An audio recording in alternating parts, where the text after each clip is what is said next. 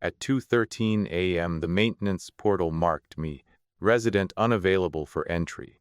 I was still standing in my kitchen, the lights flickering, a fly perched on the faucet.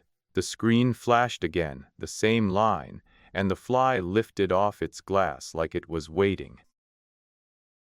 What the portal didn't tell me was what would crawl out of the walls that night. I'm Maya, a freelance graphic designer who works from home, spends most evenings cooking, and keeps a tiny balcony garden that's my only escape from the city's concrete. Moving into the old brick building felt like a fresh start, new lease, new neighbors, a quiet hallway that always smelled faintly of laundry detergent. I paid rent on time, answered the door for packages, and never imagined a pest problem could become a prison. None of that mattered after the night of June 22. The setup: my apartment is a narrow second-floor unit with cream-colored walls, a narrow kitchen, and a living room that opens onto a sliver of hallway. Evenings usually start with the hum of the refrigerator, the soft clink of a spoon against a mug, and the distant murmur of my neighbor's TV through the thin plaster. On the first night the flies appeared. The kitchen sink's cold water streamed into a glass, and a single fly settled on the rim, legs trembling as if it were waiting for permission to land. First contact, I laughed it off, poured the water away, and washed the glass.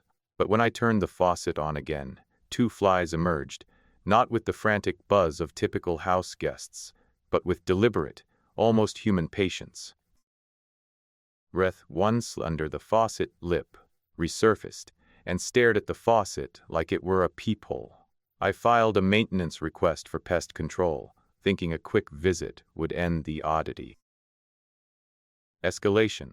The smell: by morning the kitchen smelled sour, the rice cooker exhaling a sharp, fermented odor that made my throat tighten. Coffee brewed with burnt notes before the grounds even touched the water, and the fridge released a thick, sweet fragrance like wilted flowers left in a vase too long. I emptied the fridge without sorting, tossed everything into a bag, and sealed it. Flies multiplied, lining the countertop like a silent congregation, clustering on the microwave handle, marching across my phone screen as I tried to check the portal. But it gets worse. The portal changed the request status to pending access. Technician unable to confirm entry. I was home, the hallway thin enough to hear a whisper, yet no knock ever came. I left a note in the portal. I am inside. Please knock loudly. I fell asleep on the couch, the gray light of the street lamp seeping through the blinds. The reveal, the unseen presence. I woke to a gray hue bathing the room, a fly crawling up the vein of my wrist, pausing to clean its legs. I brushed it off. It returned, landing on the same spot, as if marking a claim. The smell grew beyond the kitchen, a heavy, sweet rot that seemed to bend the air itself. I tore apart every cabinet, every crack behind the couch, the space under the sink, finding only dust, a lost earring, a fossilized piece of pasta. Nothing alive, nothing dead. Another escalation.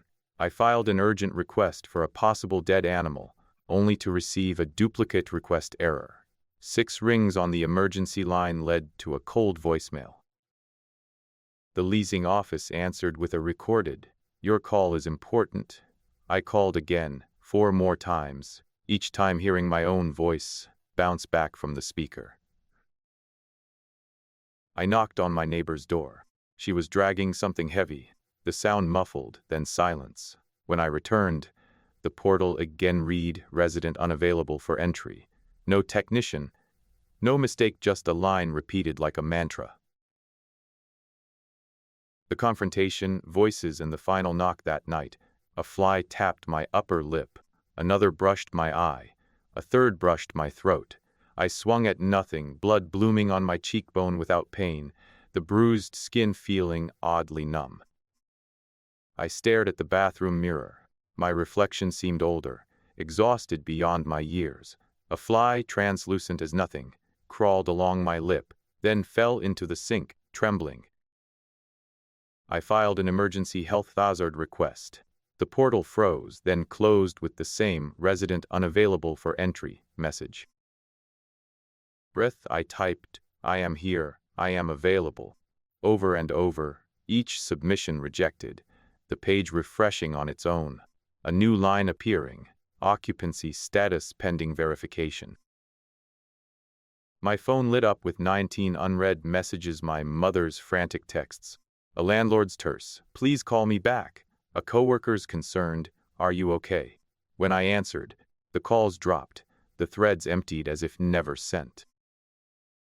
The flies formed a shifting smear on the wall above the couch, a living stain that refused to spell anything, refusing even a clue. But it gets worse. From the hallway below came heavy footsteps, a radio crackling static, a voice shouting a unit number, my number. The room tilted, then righted itself like water finding its level. The sweet rot thickened, the air shimmering as if heat rose from a hidden fire. Breath.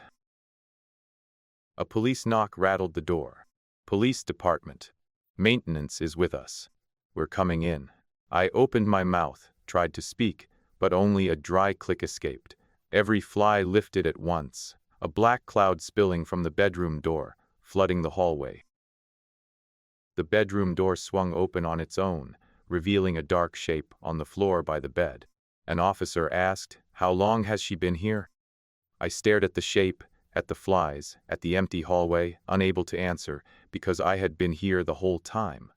Breath. The portal finally logged a final entry. "Resident unavailable for entry. Request closed." The police left, the maintenance crew never arrived, and the flies continued to pour out. A relentless tide that never ceased.